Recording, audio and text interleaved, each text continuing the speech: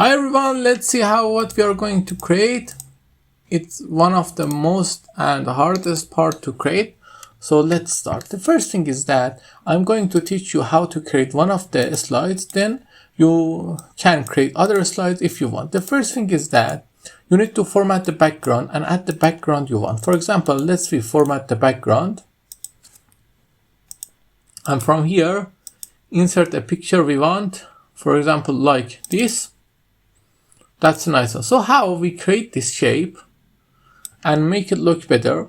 So this is the part that is most important. After adding background, it's better to make it a little darker for the shape to better view. After that, how to create this thing, it's easy.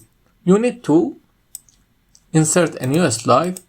In the new slide, you need to insert a shape from here. And then align the center and middle. Then insert two text box. Let me find the text box. It's really amazing how I lost it every time. Insert one here.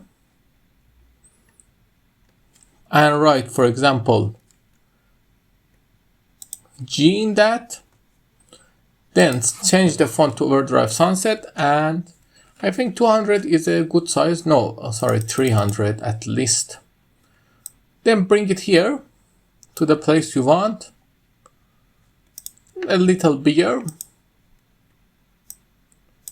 Then select these two and make them combine. Then write another text box and write growth in that, for example.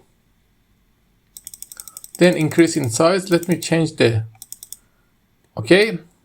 placing is good. Select both of them, go to shape format and combine them. Then set the color to black and format it and reduce the transparency. So create this shape.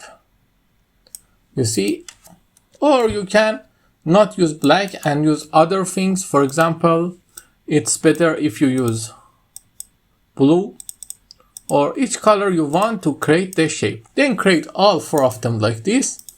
Then for the transition, use this cube and your slide is done. I hope you like it. If you like it, tell me in the comments. Have a nice time.